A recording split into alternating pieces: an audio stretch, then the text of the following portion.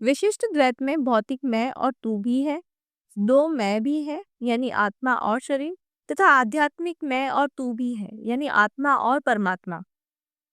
ये विशिष्ट द्वैत वह अवस्था है जहाँ एक सामान्य व्यक्ति अपने कर्मों के निर्वाह में जीवन व्यतीत करता है और धर्म से दायित्वों का पालन करता है, और इसके परे जाने पर ही सत्य में द्वैत प्रकट होता है, जिसमें सप्तेंद्रिय हमारी सहायता करती है। यहाँ हमारी वो प्रतिभाएं जो हमारे सांसारिक और सामाजिक ज्ञान के परे हैं, वे प्रकट होती हैं। सब उस आत्मा में निहित ज्ञान को अलग अलग प्रकार से प्रकट करते हैं। एक्सप्रेशन थ्रू आर्ट, जहाँ क्रिएशन होता है, नृत्य, संगीत, कविता, चित्रकारी, नाटक, ज्योतिष विद्या इत्यादि, सबके लिए ये अलग अलग है। यहाँ एकेडमिक साइंसेस भी क्रिएटिव आर्ट्स का ही हिस्सा है, क्योंकि ज्ञान प्रकट होता है तो वो क्रिएशन करता है, और इस प्रोसेस को ही हम आर्ट कहते हैं। कई मनुष्य जन्मों से इस सप्तेंद्रिय से अवगत होने लग जाते हैं, और इसीलिए वे कम उम्र में ही इन प्रतिभाओं को प्रकट कर पाते हैं।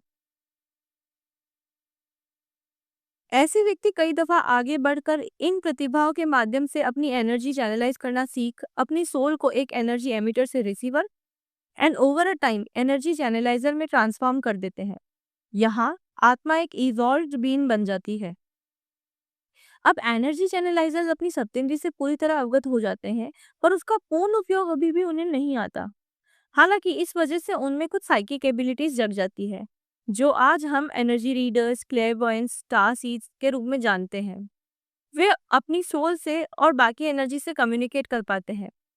यहाँ कम्युनिकेशन का मतलब है एनर्जी चैनलाइज करना, जैसे tarot readers, aura readers etcetera. इनमें से कई लोग किसी मीडियम के थ्रू एनर्जी चैनलाइज करते हैं और कम्युनिकेट करते हैं, क्योंकि उन्हें अपने सेवन सेंस का यूज अभी पूरी तरह से नहीं आता।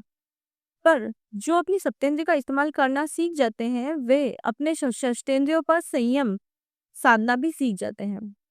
इसके लिए हमें शास्त्र योग, साधना, ध्यान इत्यादि सिखाते हैं, जो हमें आध्यात्म के मार्ग में प्राप्त होता है।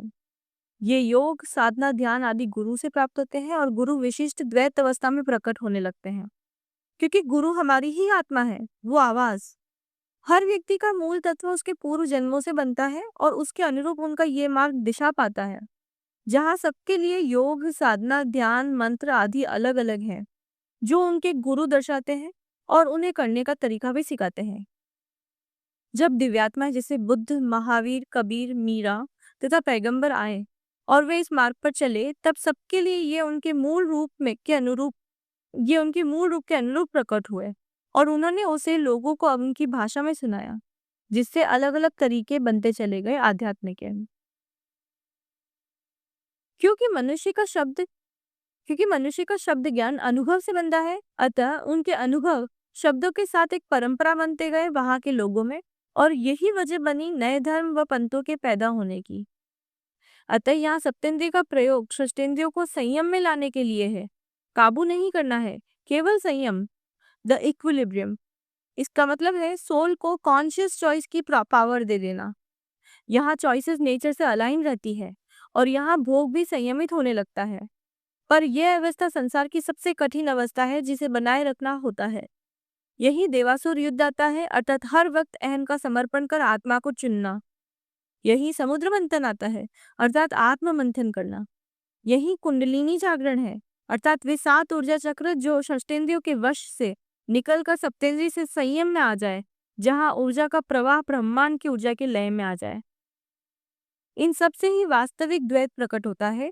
ये शुद्ध द्वैत है। यहाँ हम अपनी आत्मा से एक हो जाते हैं, लेकिन ईश्वर को अब भी अपने से पृथक जानते हैं।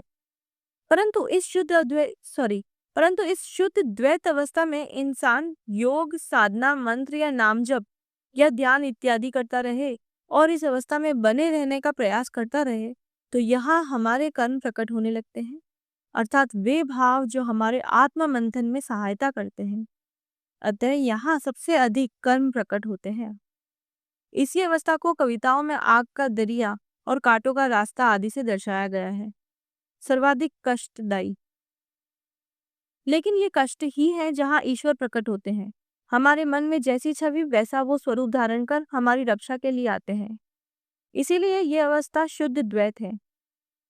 यही निराकार पंथी जैसे इस्लाम, सिख, ईसाई, जैन, बौद्ध आते हैं।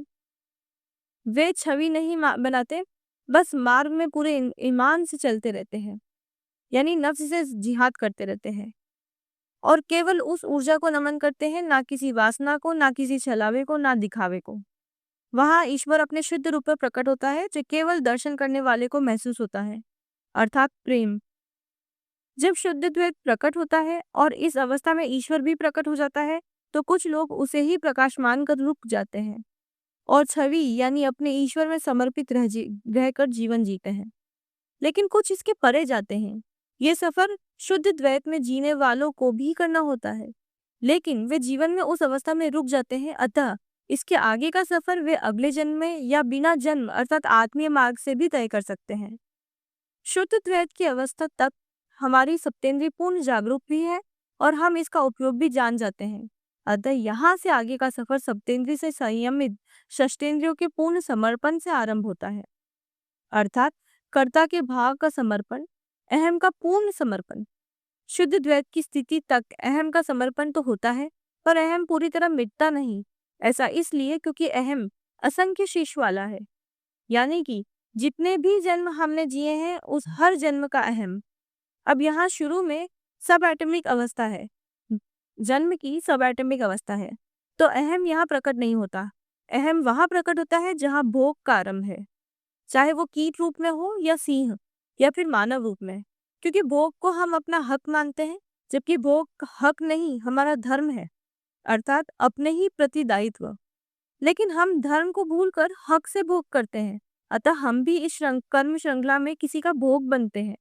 अतः मनुष्य जीवन से पूर्व के जन्मों में यह कर्म संतुलित होता है, परंतु अहम का भाव जागृत हो जाता है। मानव को बुद्धि प्राप्त है और वह उस बुद्धि से अहम का भाव जागृत करता है, जो हमारे भोग से निर्धारित होता है। अतः जितने जन्म रहे वे मनुष्य जीवन में अहम के रूप में प्रकट होते हैं। जिन्हें हम विकार कहते हैं वे हमारे उन जन्मों के अहम भाव ही हैं, और ये आरंभ अन्न भोग से होता है, पर इसका विकास हमारे हर प्रकार के भोग से होता है।